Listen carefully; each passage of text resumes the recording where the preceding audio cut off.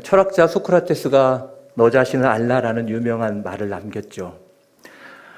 우리가 인생을 살아가면서 내가 어떠한 존재인지를 아는 것은 매우 중요합니다. 왜냐하면 인간은 내가 누구인지를 아는 만큼, 스스로의 가치를 인식하는 만큼 살아가게 되어 있기 때문입니다. 하지만 오늘날을 보면 잘못된 방향으로 자신의 가치를 찾고 추구하려는 사람들이 있습니다. 작년 코로나 팬데믹 기간 중에 명품 브랜드 매장 앞에 새벽부터 100명이 넘는 고객들이 줄을 섰다가 문을 열 때 한꺼번에 몰려 들어가는 오픈런 현상이 일어났다고 합니다. 백화점 매장에서 가방 사려고 300명이 줄을 서고, 그리고 최대 1,000만 원 하는 그 인기 상품은 아예 살 수 없었다는 것이죠. 이런 일화도 있습니다. 백화점에서 하도 옷이 안 팔려서 종업원이 장난으로 영자 하나를 붙였더니 터무니없는 가격인데 금방 팔렸다라는 이야기죠. 이 말씀을 오해하지 마십시오.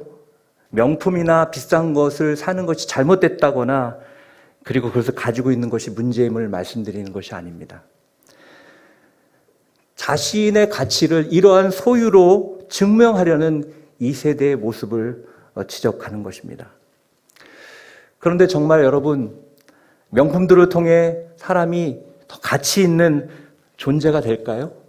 여러분, 그 답을 여러분이 다 알고 계십니다. 그렇지 않죠.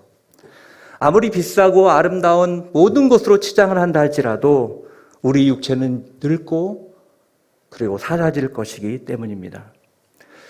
하나님께서 우리의 인생을 이러한 명품들로 자기의 가치를 증명하려는 인생이 아니라 주님의 영광과 생명을 소유한 명품된 그러한 사람으로 우리를 하나님께 영광 올려드리는 인생으로 부르신 줄 믿습니다. 오늘 본문 7절을 같이 한번 읽도록 하겠습니다. 본문 7절 같이 읽겠습니다. 시작. 우리는 그 보배를 질그릇에 가지고 있는데 이는 능력이 지극히 큰 것이 하나님께 있고 우리에게서 난 것이 아니라는 것을 보여주려는 것입니다. 우리는 이 보배를 질그릇에 가지고 있다라고 표현합니다. 이것은 바울은 자신의 몸을 지금 질그릇으로 비유하고 있는 거예요. 여러분, 질그릇이란 무엇이에요? 질그릇이란 비싸지 않습니다. 또 질그릇은 연약하고 쉽게 깨지죠. 19세기 초에 인간의 몸을 구성하는 화학 성분을 밝히면서 일리노이 대학의 어떤 해부학 교수님이 인간의 육체를 화학 성분으로 나누어서 그 결과를 살펴보았다고 합니다. 그랬더니 인간은 칼슘과 인과 그리고 철과 나트륨, 또 마그네슘, 구리 등 이런 것으로 이루어졌는데 당시에 그 가격을 시가로 계산해 보니까 89센트였대요. 약 1,100원이었답니다. 여러분, 황당하시죠? 그리고 2013년에 영국 국립화학협회에서 우리에게 마블의 닥터 스트레인지로 유명한 베네딕트 컴버배치라는 배우가 있어요. 그 배우를 똑같이 만약에 만든다고 한다면 얼마의 비용이 들까라는 재미있는 호기심으로 연구를 했다고 합니다. 그의 몸의 원소와 그 양을 이제 다 계산해 봤죠. 근데 그에게 필요한, 사람에게 필요한 원소의 양이 총 59개였대요. 그리고 그것을 비율에 맞춰서 가격으로 환산을 해보니까 1억 4천만 원이면 그런 사람 하나 만들 수 있다라는 거예요. 물론 껍데기만이겠죠. 처음보다는 가격이 많이 올랐습니다. 1,100원에서 1억 4천이 됐으니까. 그런데 한 사람의 인간의 가치와 그가 살아가는 그러한 기여와 모습에 비교한다면 터무니없는 그런 가격이죠. 낮은 가격입니다. 그러나 성경은 이렇게 말하죠. 질그릇 같은 우리가 보배이신 예수 그리스도를 모시고 살아갈 때 우리의 가치는 예수 그리스도의 영광과 생명의 가치가 된다라고 말합니다. 우리는 여전히 연약하고 깨어지기 쉬운 질그릇 같지만 주님의 영광과 생명이라는 보배를 담음으로 값으로 매길 수 없는 그러한 값진 질그릇이 되었다라는 거예요. 고린도후서 5장 17절은 이렇게 말씀하죠. 우리가 잘 아는 유명한 말씀인데요. 같이 한번 읽어보겠습니다. 고린도후서 5장 17절 읽겠습니다. 시작. 그런즉 누구든지 그리스도 안에 있으면 새로운 피조물이라. 이전 것은 지나갔으니 보라 새 것이 되었도다. 그리스도 안에 있으면 새로운 피조물이다. 이전에 우리가 가지고 있던 모습, 가치, 그것은 이제 어떻게 됐어요? 지나갔다고 말합니다. 왜요? 새로운 피조물이 되었기 때문에.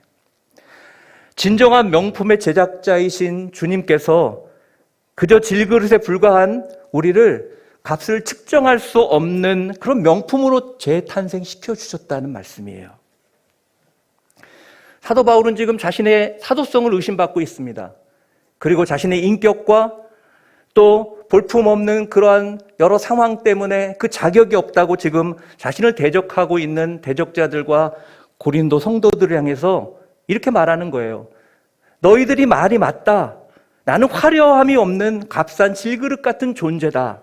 하지만 예수 그리스도라는 보배를 가짐으로 그분의 영광의 질그릇으로 나는 살아가고 있다.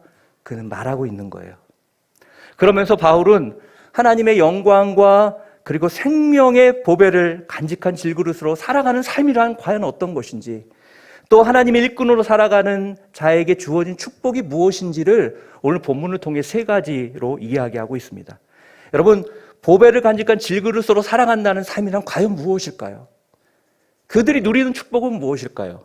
첫 번째, 그것은 지극히 큰 하나님의 능력을 경험하는 삶을 살게 된다는 거예요. 지극히 큰 하나님의 능력을 경험하는 삶을 산다는 거죠. 우리 7절을 다시 한번 읽어보겠습니다. 7절을 다시 한번 읽겠습니다. 시작. 우리는 이 보배를 질그릇에 가지고 있는데 이는 능력이 지극히 큰 것이 하나님께 있고 우리에게서 난 것이 아니라는 것을 보여주려는 것입니다. 예수 그리스도라는 보배를 품고 살아가는 사람은 오직 큰 그 능력이 하나님께서 온다라는 것을, 그 오는 것을 날마다 경험하는 삶을 산다는 거예요. 그냥 그 능력이 하나님께 있다는 게 아닙니다. 나에게 없고 하나님께만 있다는 게 아니라 그 능력을 내가 날마다 경험하고 살아가는 삶, 그것이 보화를 담은 질그릇의 인생이라는 거예요. 여러분, 지금 바울은 3차 전도 여행 중에 이 고린도서를 기록하고 있어요. 그는 하나님의 일꾼으로 1차, 2차, 3차 전도 여행을 떠났죠. 그리고 그가 깨달은 사실은 무엇일까요? 그것을 한마디로 말하면 고린도후서 10장 4절 5절 말씀이라고 말씀드릴 수 있습니다. 고린도후서 10장 4절 5절 한번 같이 읽겠습니다. 시작. 우리가 가지고 싸우는 무기는 육체에 속한 것이 아니라 견고한 요새를 무너뜨리는 하나님의 능력입니다. 우리는 모든 궤변을 무너뜨리고 하나님을 아는 지식을 대적해서 스스로 높아진 모든 주장을 무너뜨리고 모든 생각을 사로잡아 그리스도께 복종시킵니다. 무슨 말씀이죠? 우리가 세상 속에 살아가는 힘은 우리로부터 나오는 힘이 아니라 견고한 요새조차도 무너뜨리고 모든 교만을 깨트려서 그리스도께 복종케 하는 그 하나님의 능력이라는 거예요. 여러분, 우리가 살아가는 힘은 우리의 힘이 아닙니다. 우린 힘이 없어요. 아무리 우리가 모든 좋은 것으로 나를 가지고 치장한다 할지라도요, 우리는요, 힘이 없어요. 한순간에 쓰러질 수 있고, 한순간에 무너질 수 있고, 한순간에 우리는 넘어질 수 있어요. 여러분, 사람이 넘어지는 게 대단한 것으로 넘어지지 않습니다. 어떤 사람과 관계에서 하나가 걸리면요, 모든 것을 갖추고 있는데 그것 때문에 인생을 포기해요. 여러분, 연예인들을 보십시오. 그렇게 잘 나가는 것 같은 댓글 하나 때문에 그 인생이 무너지는 것을 보지 않습니까? 그런데 우리는 그러한 우리의 능력으로 살아가는 것이 아니라 모든 견고한 그러한 요새조차도 무너뜨리고 모든 하나님을 대항하는 세력들, 생각들을 그리스도께 복종시키는 하나님의 능력을 가지고 경험하고 살아간다라고 말씀하고 있는 거예요. 여러분, 구약에 요나 선지자가 있죠. 이번 주 우리 새벽 예배를 할 때 요나에 대한 얘기가 조금 나왔습니다. 요나 하면 같이 나오는 단어가 있어요. 무슨 단어죠? 물고기 뱃속. 항상 요나는 물고기 뱃속과 같이 나와요. 지금 천국에 계실 텐데 이 단어를 들을 때마다 사실 얼마나 부끄럽겠어요. 여러분, 왜 이 별명이 붙었죠? 하나님께서 명령을 내리셨습니다. 니느웨로 가라. 아수르 니느웨로 가서 하나님의 심판을 선포하라고 얘기합니다. 그런데 싫었어요. 불순종했어요. 도망갔습니다. 그러다가 물고기 뱃속에서 회개하고 돌아갔기 때문에, 하나님의 사역을 담당했기 때문에 물고기 뱃속이라는 단어가 계속 나오는 거죠. 마지못해 그는 갔어요. 3일 길을 가야 볼 수 있는 그 성에서 단 하루만 40일 뒤에 니느웨가 망할 것입니다. 무너질 것입니다. 얘기했어요. 그리고 요나는 할 일을 다 했다고 생각하고 분명히 회개하는 일은 일어나지 않을 것이라고 믿었습니다. 그리고 망하는 것, 어떻게 망하나 두고 보자, 그런 마음을 가졌습니다. 그런데 어떤 역사가 일어났죠? 어떤 기적이 나타났죠? 여러분, 그냥 우리가 읽으면 그냥 스토리지만, 여러분, 당시 아수르는요, 그 지역, 그 주변의 지역 호령하던 최고의 강대국이에요. 그리고 그들은 굉장히 악했어요. 근데 여러분, 거지 같은 한 사람이 와서 이런 얘기 한다고 누가 듣겠어요, 사실은요. 우리 영화 보면 조금 이제 옛날 서부 영화 같은 데 보면 어떤 허름한 사람이 와서 회개하라고 외치는 거, 그런 거 나오지 않습니까? 근데 거기에서 그게 우스개 장면으로 지나가요. 그런 그 장면이지 않을까라는 생각이 들어요. 그런데 어떤 일이 일어나요? 여러분, 그 최고의 아수르의 왕이요, 모든 사람으로부터 동물까지 금식을 시키고 친히 굵은 베옷을 입고 회개하는 일이 일어나는 것입니다. 엄청난 역사가 나타나요. 요나는 쉽게 깨어질 수밖에 없는 질그릇이지만, 그런 존재지만, 하나님은 그런 요나를 통해서 상상할 수 없는 역사를, 능력을 보여주셨다는 것입니다. 그런데 여러분, 우리도 이 하나님의 능력을 날마다 경험하는 그런 사람들이라는 거예요. 신앙은 뭐예요? 신앙생활은 뭐예요? 한마디로 하나님의 큰 능력을, 그 기적을 날마다 경험하는 삶이 신앙생활입니다. 여러분은 이 보배를 담은 질그릇으로 살아가고 있습니까? 하나님의 능력을 날마다 체험하고 사세요? 제가 이번에 이석증이 생겨서 어지러운 세상을 경험해 보니까, 여러분, 어지럽지 않은 것이요, 기적이더라고요. 그게 하나님의 능력이더라고요. 우리가 뭐든지 다 당연하게 생각하고 자연스럽게 생각하지만, 코로나 팬데믹이 딱 오니까 우리 일상이 얼마나 기적이었어요. 우리가 함께 예배하는 것이 얼마나 큰 하나님의 능력이요, 선물이었습니까? 내가 기적을 경험하지 못하는 것은 사실 하나님께서 능력이 없어서가 아니라 우리가 그 능력을 볼 수 있는 그런 눈이 없어서일지도 모른다는 그런 생각을 하게 됐습니다. 그래서 저는 지금 제가 목회하는 것, 그리고 강동 온누리교회 온 것, 지금 여러분 앞에 설교하고 있는 이것이, 이 모든 것이 하나님의 능력이요, 은혜임을 믿습니다. 저는 여러분도 삶의 역사하시는 하나님의 크신 능력을 늘 발견하고, 그리고 고백하는 복된 믿음의 사람들 되시길 바랍니다. 우리는 그 능력으로 살아가는 사람이에요. 두 번째, 보배를 닮은 질그릇의 삶이란 어떤 삶일까? 그것은요, 역설의 인생을 살게 된다는 거예요. 우리 8절 9절 같이 읽어보겠습니다. 8절 9절 같이 읽겠습니다. 시작. 그러므로 우리는 사방으로 환난을 당해도 절망하지 않고 답답한 일을 당해도 낙심하지 않습니다. 핍박을 당해도 버림받지 않고 넘어뜨림을 당해도 망하지 않습니다.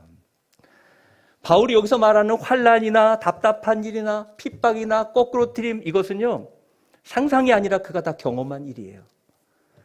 고린도후서 11장 24절에서 27절에 보면 그가 당한 모습이 어떤 건지를 그는 생생하게 묘사하고 있습니다. 우리 11장 24절부터 27절까지 같이 한번 보도록 하겠습니다. 시작.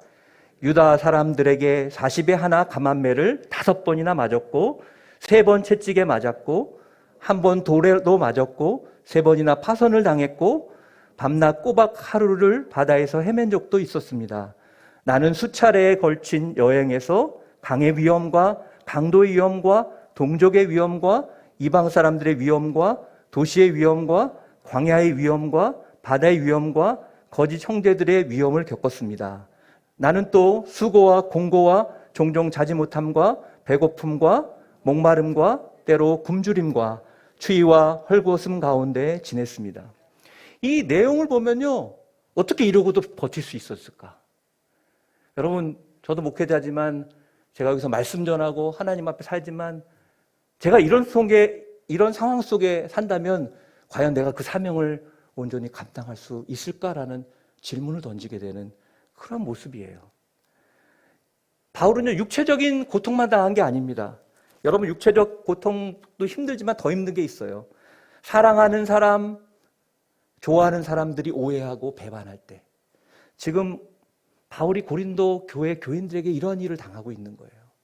그리고 그들이 실패하는 모습을 볼 때 얼마나 마음이 미어지고 아프겠어요. 이런 고통을 당하면서 전한 복음인데 그들이 자신을 사도로도 인정하지 않고 자신을 오해하고 공격하는 그러한 사람들에게 넘어가서 그런 관점을 갖고 있을 때 그의 마음이 얼마나 처참하고 참담했을까요?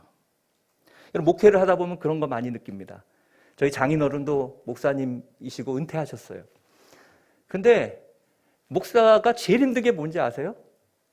그렇게 애쓰고 성도들을 케어하고 그렇게 잘 훈련시켜서 섰는데 어느 날 오더니 저는 이 교회가 아닌 것 같습니다. 전 서울의 어느 큰 교회로 가겠습니다. 저희 교회도 큰 교회지만. 그럴 때요, 교회를 떠나는 그 자체, 이제 내가 필요 없다는 그 자체가요, 얼마나 마음이 힘들고 어려운지 몰라요.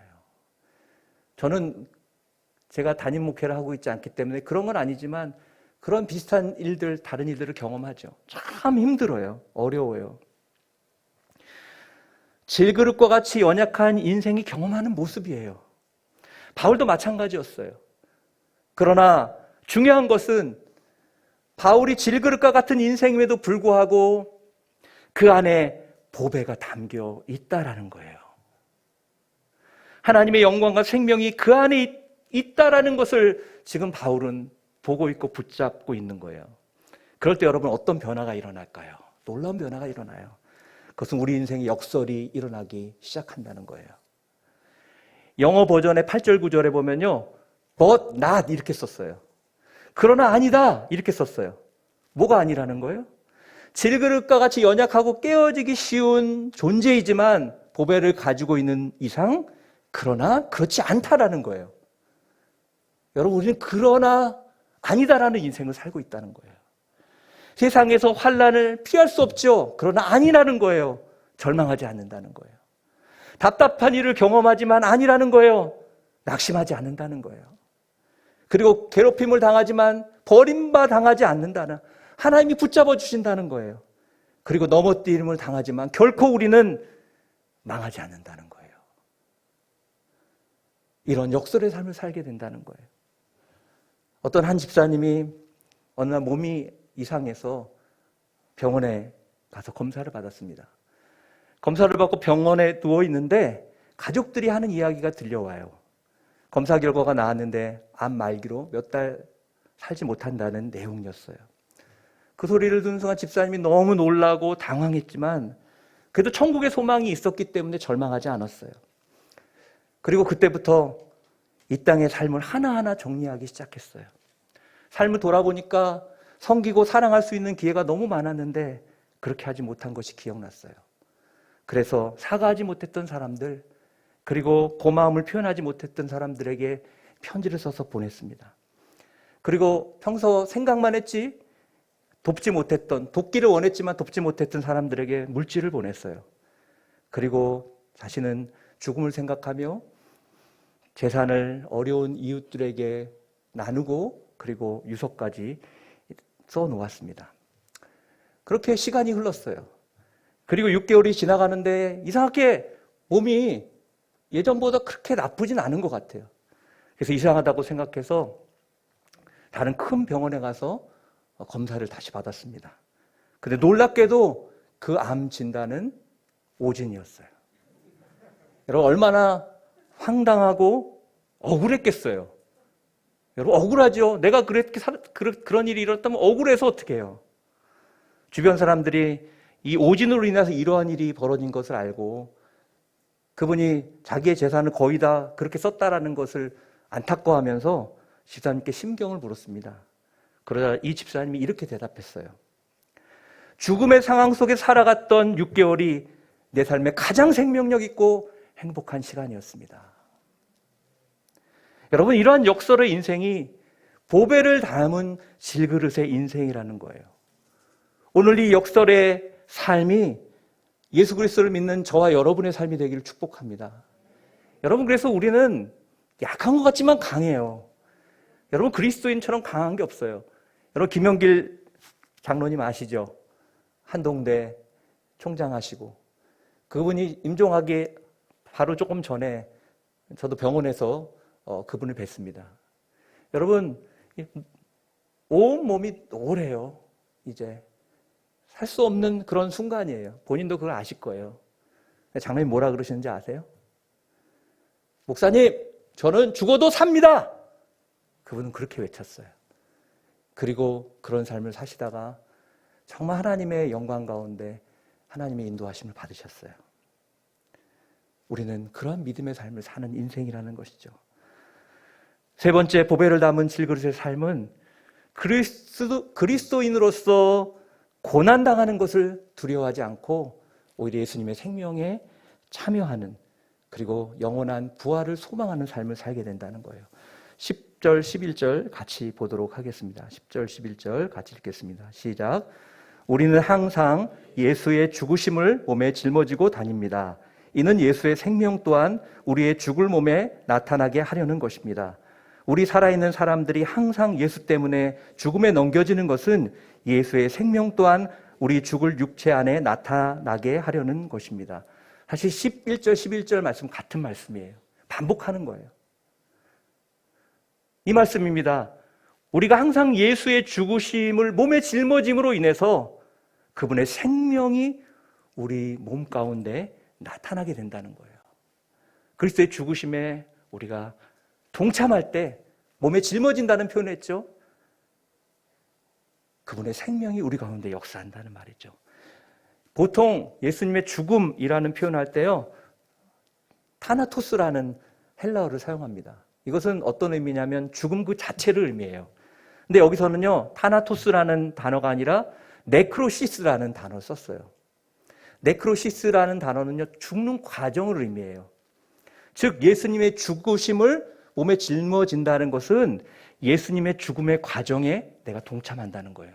예수님의 죽음의 과정은 무엇이죠? 예수님의 고난이죠. 바울은 내가 예수의 흔적을 가졌다라고 얘기합니다. 그것은 예수님의 고난에 나는 동참했다는 거예요. 즉 항상 예수의 죽으심을 내 몸에 짊어진다는 말은 이거예요. 항상 그리스도의 고난에 기꺼이 동참하는 삶을 살고 있다라는 의미입니다. 그렇게 함으로 바울은 더욱 예수의 생명을 경험하고 그리고 부활을 소망하는 그런 삶이라고 자신의 삶을 고백하고 있는 거예요. 여러분 얼마나 멋있는 고백입니까? 로마서 8장 18절은 이렇게 이야기하죠. 우리 로마서 8장 18절을 같이 한번 읽어볼까요? 로마서 8장 18절 시작. 생각하건대 현재의 고난은 장차 우리에게 나타날 영광과 비교할 수 없도다. 예전 성경은 좋게 비교할 수 없도다. 그렇게 얘기했어요. 예수님 때문에 그리스도인으로 당하는 고난을 통해서 우리는 그것과 비교할 수 없는 영광과 생명의 자리로 가게 된다는 거죠. 그것을 누리게 된다는 거죠.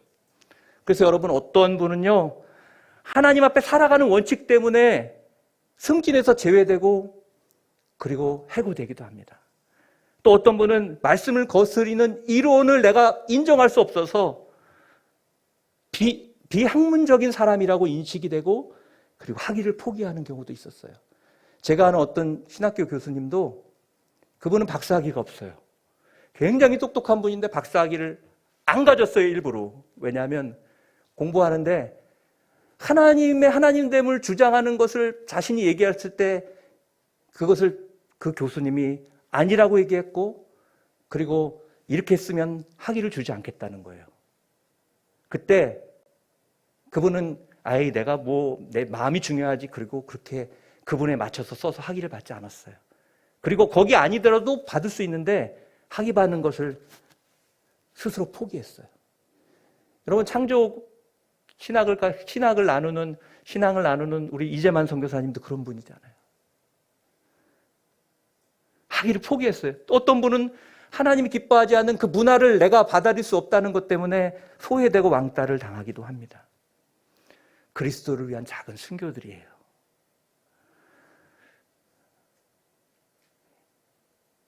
그러나 사랑하는 여러분, 그리스도로 인하여 당하는 이러한 고난을 부끄러워하지 말라는 것입니다.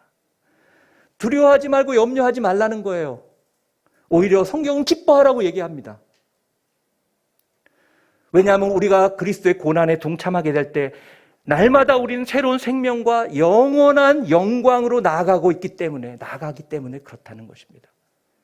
이거가 없다면 여러분 어떻게 하겠어요? 고3 친구들이 어떻게 1년을 버팁니까? 대학만 가봐라. 뭔가 바라는 것이 있고 소망하는 것이 있을 때 지금의 어려움을 참을 수 있는 거예요.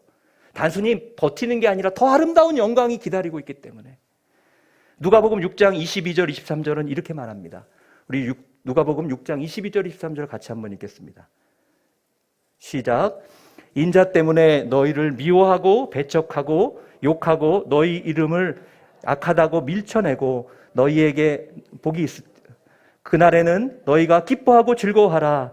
하늘에서 너희 상이 크기 때문이다. 그들의 조상들도 예언자들을 이렇게 되었다. 예수님이 이렇게 말씀하십니다.